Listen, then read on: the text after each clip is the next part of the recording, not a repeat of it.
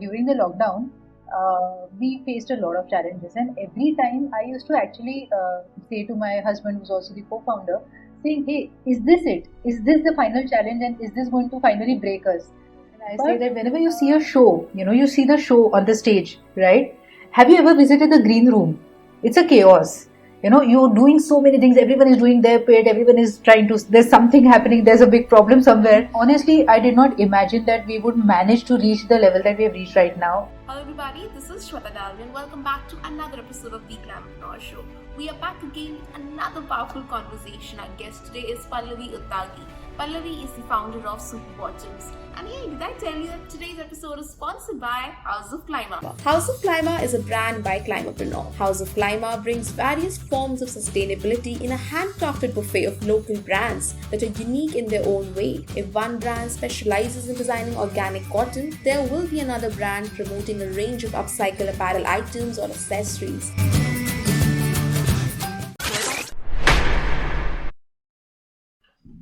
Welcome to the Glampreneur Show, Pallavi. I'm quite excited to have you here. Particularly, firstly, thank you so much for inspiring me and many like me. I would say that, you identified a problem, and the fact that you didn't really stop at the problem. You really found out the solution, worked towards it. That is so amazing. And yes, if I could say this, thank you for giving Super Bottoms to the world. Thank you for being an entrepreneur driving climate action. Thanks, Shweta. Thank you for having me on Climpreneur, because I love the concept of having someone talk about sustainability as a business, and I think this is a brilliant concept. Thank you for having me here. Thank you. I'm gonna start with, right from the point that you identified a problem, because I remember you were telling us that, your son actually got rashes from the diaper, and that was when you identified the problem. So right from when you identified the problem, what led you to create the solution? And, when you first identified the problem, were you a bit of overwhelmed ki how I'm gonna do it? Right. So, I was a new mother. So I was already overwhelmed with all the new mother duties and managing a baby and everything. And it was so convenient to use disposable diapers. It was going to take one big problem off my hands. But when I saw that basket full of plastic going out every day, my husband used to point out that every day we are doing this. And it was not nice. And of course, the rash that happened, that was like the last nail in the coffin, saying, no, we cannot use this. But yes, it was of course overwhelming to think, will I really be able to do this? How can I convince? Because it took time for me to convince even my own parents, saying, okay, let's switch to cloth diapers. And they would be, why? I mean, what's the big deal? It's okay, everyone is using them. So yes, it was very overwhelming. Honestly, I did not imagine that we would manage to reach the level that we have reached right now at that point in time. At that point in time, I thought, even if I manage to save 4,000 diapers, 5,000 diapers from going into the landfill, I'll be happy. And so that was the thought. But I'm glad that Super Bottoms has managed to do much more than that. So, Pallavi, when you first got the idea, what was your initial step? What was your initial step towards Super Bottom? And a lot of times I get this question from people, especially from students. I would say they come up, they tell, obviously, we talk about problems, we talk about the plastic, we talk about a lot other aspects, and somewhere everyone feels okay, I want to do something, but where should I start? So how did you start? You identified a problem. What was your first step that you took? So the first step, Shweta, was to see what are the possible solutions, and honestly the easiest one. And so that was the first step. So see what are the possible solutions. So we listed down, okay, what can we do? Can we have a disposable diaper which is biodegradable? Can we do something which is, how do we reduce this? So we evaluated various options. Product was not the first thought. The thought was probably changing some habits, everything. Then we realized no, convenience is important. And that's how it was finally decided that, okay, we need a product which kind of does a job of both. So the first step was to just sit and find out, make a laundry list of possible solutions, exhaustive list of how can we tackle this problem, and then finding which of these solutions is the most viable, practical, realistic and doable. Was it a very, like, easy step for you to do that? Like, is it as easy as it sounds in stories, and as it sounds, when like when someone actually reads, for example, I'll give you some context to it. When I actually told someone that, I'm doing a podcast with Pallavi from Super Bottoms, they were like, oh my god, Super Bottoms just got, funding. So, like, is it as easy as it seems from outside? Your journey of building Super Bottoms, what were your challenges, Pallavi? So, often when I get asked this question, I say that whenever you see a show, you see the show on the stage, right? Have you ever visited the green room? It's a chaos. You're doing so many things. Everyone is doing their bit. Everyone is trying to, there's something happening. There's a big problem somewhere. So it's the green room at the back end, honestly. What you see, of course, what the customers see, what everyone else sees is the stage where actual, we put up a great show in terms of what the product is, what are we saying on social media, what is happening. But in the end, at the back end, there's a lot of work. It is definitely not easy. So simple things like just making this laundry list, it is as critical as tomorrow if I make a list of 100 things and someone comes and says, hey, you could have done it just this way. And all our effort would go down the drain because we have assumed that, okay, this is an exclusive list and there's the exhaustive list and there's nothing else possibly to be done. So, no, it's tough, right from the word go. We were talking about the challenges that you faced while building Super Bottoms. So, like, what were your challenges and what were your fears? Like, were you anxious that, like, is it gonna work? Is it not gonna work? Like, what were your challenges and fears? Shweta, I think there were a lot of challenges and fears, of course. The biggest challenge I think I faced was I was a new mother and I was getting into a category which was very difficult to create because it was not just another product which was already known to customers or known to people, right? It was a startup dealing into a category which was completely not known. But the biggest personal challenge was that I had a baby on hand, and managing all of it together. I think that was the biggest challenge, and of course, it gave me a lot of anxiety. And there used to be times when I used to just sit up and say, "Hey, why am I doing this? I mean, really, I had a decent job. I could have just done that. It would have been so much easier." So yeah, that happens. But yeah, how did people react to it? Like, how did people react to it? Like, did that time people tell you ki chhod do, why you were doing this, and like, did all of that thing happen to you? So, Shweta, I think what gave me the confidence to take the step. So, I always believe in taking one step at a time, one day at a time. So, the next step would come via some parent who used to come back and say, "Hey, thank you for doing this," and my baby is so happy. So, I think we literally did this one parent at a time, one baby at a time, and that is what kept me going, irrespective of the doubts that were cast upon the concept or the product or idea. This is one thing that I think earlier, I think 2 days ago on Clubhouse, like, we were talking about this thing only, that, like, whenever you really like someone's work, whenever you feel that someone is doing an amazing work, like, do appreciate their work, do tell them that you are doing amazing, because we do not know that sometimes that little text makes that person's day and is his or her motivation to go on something. That has actually happened with me a lot of times, like, when things are not working and someone just texts that, okay, I love the episode, or, I love this thing and it inspired me. It just, I don't know, it just makes my heart go on. So, Pallavi, just one thing, that's something that I actually, like, face, that we say that, okay, let's take one step at a time. But sometimes it's just too difficult, sometimes it's difficult to think that, okay, what's gonna happen in the future? Like, will this work and will this be successful? Will this reach the place where I see it? During those times, like, what should one do? Like, for example, yesterday I had such a moment. I was feeling anxious about, sales not picking up and lot other aspects. Yeah. So, and during those times, if all these things sometimes feel like bookish things, did that happen to you? And, like, what should one be doing during those times? So, Shweta, during the lockdown, we faced a lot of challenges, and every time I used to actually say to my husband, who's also the co-founder, saying, "Hey, is this it? Is this the final challenge, and is this going to finally break us?" But then we used to say, "No, not this one. Okay, let's just go through this one, and we'll find another one." So I think what keeps one going, Shweta, in these times is literally focusing and saying that let's just focus on getting doing what is the next step, doing that one phone call, making that one little call, having that one discussion, and doing, not focusing on the bigger picture. Honestly, sometimes the bigger picture is intimidating. I think just focusing on getting through the day is what my objective is often when I'm going through this. So, there are times when the sale is down and we are thinking, oh, now what? So, one, of course, as a person, I get into this high functioning. I channel that anxiety into doing a lot more than I usually do, which has come after a lot of practice, of course. But also sometimes that doesn't work. So at that time, I know I just have hope that things will sort. And one thing that helps me is I go back to the times when I was in a similar situation before, but things did revive. Like there was a worse sales dip, say 5 months back, but then after that we did recover, right? So just remembering those things and saying that, oh, if we surpass that, I think this is also something we'll overcome. And then doing things and taking the action to do it, of course. I'm trying to, like, I'm gonna try this out. I'm gonna take this advice of yours.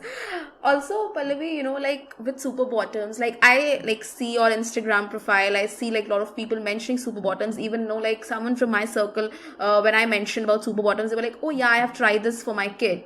And it's like amazing. So basically, you have formed an amazing community. You have like recently also raised like funds.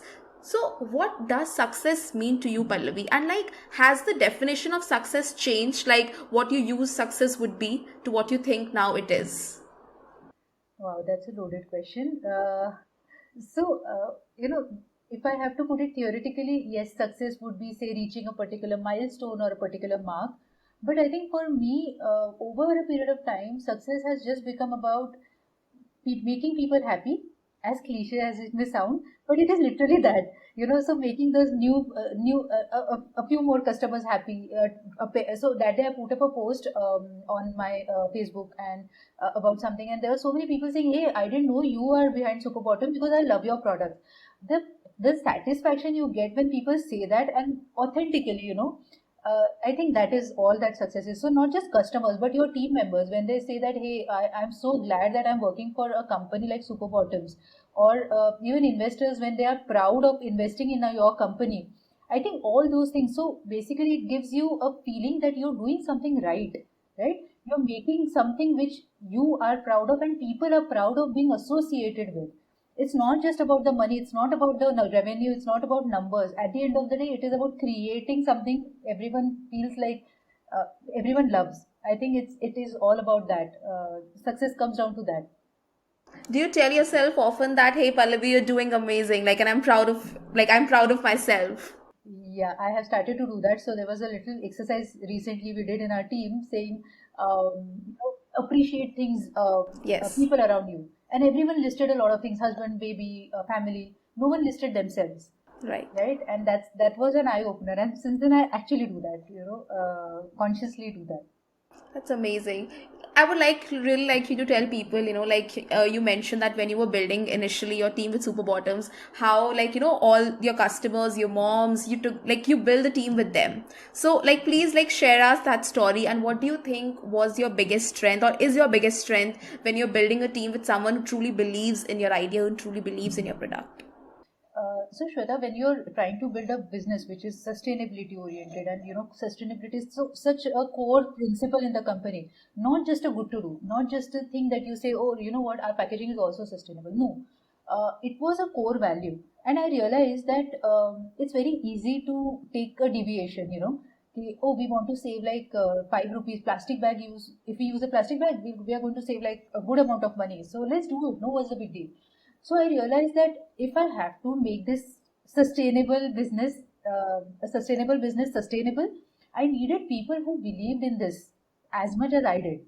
Having people who were like brilliant marketeers but did not believe in sustainability would not work in the longer run. And while the business would be successful, it would not be super bottoms as we know today. So that is when I realized that there were a lot of these lovely women I was in touch with daily, because at that time I used to handle customer care myself. It was literally one man show, and I used to chat with them daily because they were also mothers, and we became friends. And then I saw that these women were super smart, successful, they were qualified, but they just were on a break because they did not want to go to a typical corporate job. It was not suitable. And I thought, hey, this is a great opportunity to build a team of like-minded people. And since this business did not start as a business, I think that was the biggest thing that worked in my favor. It did not start as a funded startup which had certain targets to achieve from day one. I had the luxury of taking my own time to get this right. I did not have the pressure of, fast growth, do it soon, get the right people on board. No, I could go by my gut feel and say, hey, I think this woman is a great person. I would love to work with her. That's it. So that's how the core team began, and I think it's still today, out of 60-50 are women and mothers and new mothers. We have babies of 2 weeks to 2 months to 2 years. And I think that is the beauty of what keeps Super Bottoms, the fabric, even when we have grown, the core values are still strong. And I'm pretty proud of that.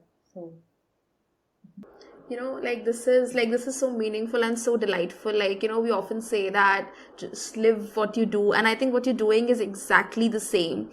And this brings me, I always say this thing, however mad I sound, that climate action is really beautiful, and it is that feeling that can just enrich your heart. It can replenish you and rejuvenate you, and this is amazing. I can see the smile on your face when you're talking about your team members. I think that is the kind of community that we need to build when we are starting out. So Pallavi, I know that we have talked about it a bit earlier as well, that when you were starting out, did you had a blueprint in your hand? Okay, so this is sorted, I'm going to do this first step, second step, and third step. And if not, how did you figure it out? uh, so as I said, one step at a time, one day at a time. Honestly, at that time, I did not have any blueprint. It started as a passion project. It started as a concept that I loved enough to tell more parents about.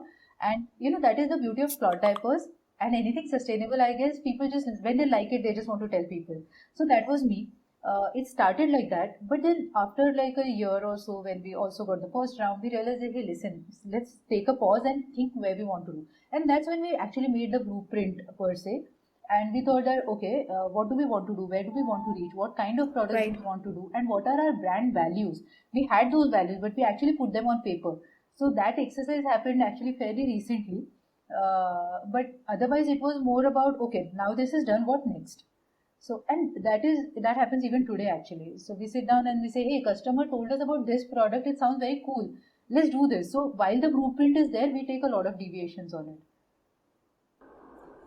This is amazing. And how do you sort of integrate, or what was your start to integrating sustainability into Super Bottoms? And right now, we say this thing a lot, that sustainability is a journey, which it really is. That, and actually I know Anuradha from Better India, she mentioned this one thing, that every time you realize that you have the solution, there would be something there else that would be coming your way. So with Super Bottoms, have you experienced something of that kind? And also, were you anxious, or were you, we call it eco anxiety sometimes, that okay, how it's going to be sustainable, am I making a sustainable choice with maybe packaging, or tapes and all other aspects? So what was your entire approach on it? So, Shweta, this is a problem which we face all the time, because while we want to be sustainable, the entire supply chain. So, for making a diaper, I have to start right from the cotton fields, right? Right. Then the yarning, then the spinning, knitting, dyeing, coloring, everything. There are so many steps. At every step, how do you even ensure that everyone involved is going to be as sustainability oriented as you are, right? Yes. It's practically not possible. Of course, there are certifications and agencies that you can approach and they do the work for you, but still, it's hard. Then this is the supply part. There is also the marketing part. There's packaging, there's warehousing, or simple things like how do we transport goods from the supplier to the warehouse in a sustainable fashion. So our suppliers are used to sending them in plastic bags, and then we went back and told them, listen, we want them in paper bags. And they were like, really? How is it? Your products may get damaged, they'll get dirty, they are expensive. Plastic bag is cheap. We said, no, but we want this.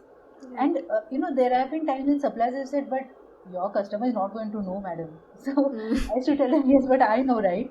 So I think that has always been a tricky part, where you have to ensure at every step everyone is aligned. Also, it's not 100% possible. So yes, it does give me Yes. anxiety. But there's this little story I have always heard. I don't know if you might have also heard of it. There's a man walking on the shore and putting jellyfish back who have come ashore, and someone tells him, "Ki, dude, why are you doing this? You are never going to put all of them back." And he Right. says, "Listen, I made a difference to the few I did, right? I made a difference to that one." So I always feel that it's not about few people doing it 100%. Even if we do little, I think in the end it works. So there have been times when we have taken some steps and we realized, ki, oh, okay, sorry, but we were not doing it right. We were not being sustainable, and then we have changed it. So yes, we have Right. made mistakes, but the point is that you keep doing it, as in Right. Just take that step, take one Yes. step, do it, and even if it makes a very small difference, it makes a difference. So, At least it's a step in the right direction. exactly. That's amazing. Also, like Pallavi, like if you had to start building super bottoms today, what would you like do differently this time? I think I will build a team faster. So I did take my own sweet time to build the team because I was also not sure, how is it going to work and all. So probably that. But other than that, I don't think I'll do anything any differently. That's this is how we've done it, and I think we have done it well. And I think that's the beauty of it. Sometimes, like, I don't know, like, if it had happened with you, like, it happens with me a lot of times that there's something which I have thought that I will be doing today, but it just takes a time and it just comes out in the next 3 months or 4 months. And I realize that maybe it was my time to get prepared for that particular point. So, like, has it happened with you? And, like, what would you say that just trust the process and trust the timing? Shweta, this is very interesting what you said because I often feel that, oh, I should have done this 4 months back. I mean, I did it now and it made my life so simple. I wish I would have done this 4 months back. But like you said, you just have to be ready and trust the timing. Yes. Because sometimes, probably 4 months back, it would not have worked or you would not have been in a position to handle it. So, yeah, so it happens, and definitely trusting the process is critical. It is important. Yeah. Okay. So, like, when you were building up Super Bottoms, like, what were your challenges? Like, what were your biggest challenges, and how did you actually gain the trust and confidence in yourself? Uh, so Shweta, the biggest challenge, of course, was we were working in a category which was new, and it Right. was sustainable. So I had to convince parents of babies to choose a cloth diaper which was not convenient because you have to wash Right. them over a disposable diaper. So it's a huge thing because as a parent, my first thing is my baby's comfort. Second thing is Yes. convenience. These are two priorities. Sustainability is Right. really not a priority. And here I was saying, hey, listen, use a cloth diaper because it is sustainable. I think convincing parents to do that has been the single most challenging task that we have. And of course, post that the business challenges. But as a product and a category that we are trying to build, I think this is the challenge that we keep facing every day. I don't know, I haven't experienced it, but did that thing happen to you that because you were a new mom then, like, okay, yeah, we have done this for ages and this is the way to do it. So why are you doing this now? Like, did that thing happen to you? Did people come and tell this to you? Yeah, often. So even now we do have parents who come back and say, in fact, they say it the other way around. They say, hey, everyone uses disposable, yaar. I mean, what is the big deal? So then I have to tell them that yes, everyone uses this one. That is the problem. 3 crore babies using 5,000 diapers. Imagine the number of diapers sitting in the landfill. Forget about that. It is also a lot of chemicals against your baby's skin, right? So Yes. all those problems also are there. So sometimes, Shweta, this point about the skin friendliness actually cuts with parents better than the eco friendliness. It's the truth. So we actually usually use that. Sustainability is something we are passionate about. Everyone may not be. But I mean, what do you think? What would it take for people to actually understand sustainability and be maybe passionate about it, or if not passionate, at least make it the new normal? Because sometimes, I was in this one youth panel where we were talking about the policies and things that might help people to take this new thing, which, like, one thing that I thought, I can be completely wrong on this. Like, I thought that today we have these solutions, today, like, for example, you are creating diapers, someone else is creating something else, so we have solutions in different arenas, and if everyone uses the solutions, it will help, not only help the product to penetrate, but also the product or that solution to become the new normal. Do you think that it might be a way forward? So this is something I keep thinking about, because I, as a personal this thing, when I talk even with my immediate family, sometimes I see that they don't know things. Shweta, a lot of times there is simply lack of awareness. A lot of people don't know that disposable diapers are plastic. They actually told me that, but they say cotton. No, I said yes, cotton is an ingredient. It's not the entire thing. Or they don't know that the harm that they are causing. So I think first step would be awareness. Second Yes. step would be, and I always feel sustainable products need to be convenient. You cannot make Yes. sustainability difficult because Yes. people, the natural state for people is to choose convenience, and you Right. cannot make them difficult and also expensive. Often we see sustainable products are far too expensive. I think making them convenient and easier to get, both in terms of pricing and accessibility, these things, and coupled with awareness, I think these are the two things we Yes. need. I'm so glad that you said that. Like something like I always feel and tell people that these solutions, climate solutions, sustainable solutions, really need to penetrate the zones of comfort and convenience. Correct. Exactly. And one of the most amazing elements that I loved about you is that the way you are transparent, the way you're discussing the challenges that you are facing, as a brand, to trying to get sustainability towards people. That I think we really need to be talking about challenges so that we can come together and work on those challenges. Pallavi, what I can sense from you is that you are extremely empathetic and patient, because it takes empathy and it takes patience to make your customer understand that what you are trying to do, and even during those times when they are not ready to understand, they're not ready to listen. So I think that that is one of the most amazing elements about you, the way you are trying to convince people, trying to convince your mission, your vision, and your cause. And this is one takeaway, from I think, from the way you have built Super Bottoms and the community that you have built. Thanks, Varun. So that's actually something that our entire customer care team also does. Just to tell you, we tried customer care with a professional call center setup, and we realized that this is the exact piece that is missing. We don't Right. want to impose our opinions on other parents. So now our customer care team is all mothers who again clot diaper and who are again passionate about sustainability. At the same time, they are not pushy. They won't judge you because Right. you are not using super bottoms or not using clot diapers. Right. That is important. And that is what we need. Yeah, like I always say that together we can. And I think that is the beauty of being together. I compare this thing with a joint family where if someone is not agreeing, we do not fight, we just try to make that other person understand our perspective. Right. And not judge the person, try to understand his stand, and then maybe come up, try to convince them. So thank you so much for bringing that aspect out of it. My next question to you would be, Pallavi, what, because often a lot of things are going around you, and so what helps you clear out your head, sort of block the noise and just focus on what you are doing right now? Okay, so what clears my head? Okay, I think the one thing is that I have a team which is almost like friends now. They are like my core team, my friend, my friends, my family. Whenever I'm confused, I actually go to them. I ask them that, hey, listen, I have these four options and I'm confused. You tell me. Just today morning, I had a dilemma, and I just picked up the phone and I asked one of my team members who's been our oldest team member. I said, Dimple, I'm not sure, yaar, what do I do here?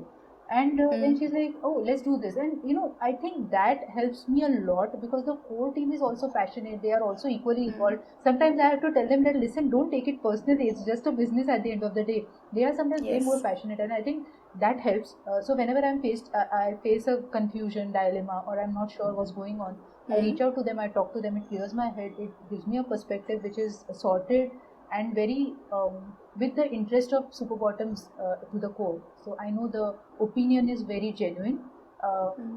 Yeah, so I think that, and of course, at other times playing with my son and just taking a break sometimes clears my Right. head.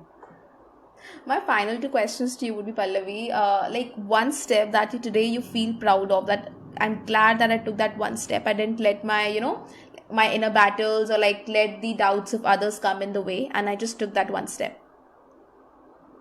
I think starting Super Bottoms, I think that would be obvious, but starting Super Bottoms is that one step that was filled with a lot of doubts. I was working as a marketing manager in a company, and then quitting that job and actually saying that, listen, I'm quitting a job and I'm starting a business which is into something called cloth diapers. I think that was one of the biggest steps, and I think I'm super, super proud of it. Of course, I was very, very anxious. I would not have, I did not for like nights together, but yeah, I'm proud of it. But that was a courageous step. And see, today you've defined a category, a complete new category. It sometimes feels surreal that this has happened, but yeah.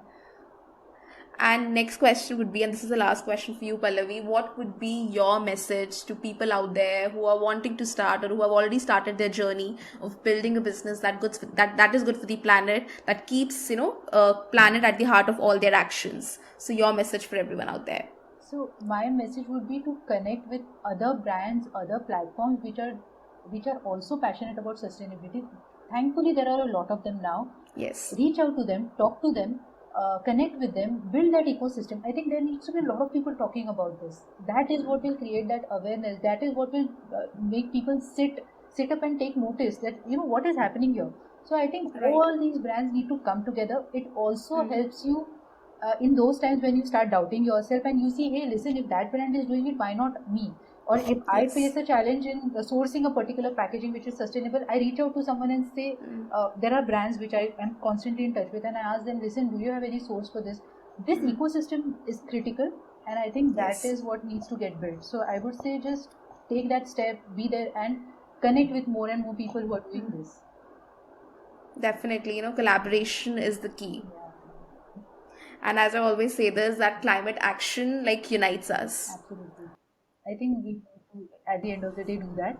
So, Thank you, Pallavi. Like, thank you for being on the show and thank you for like sharing your amazing journey and perspectives with all of us. thanks, Shweta. Thank you for having me on Climpreneur, and look forward to many more such episodes from you. Thank you. Thank you.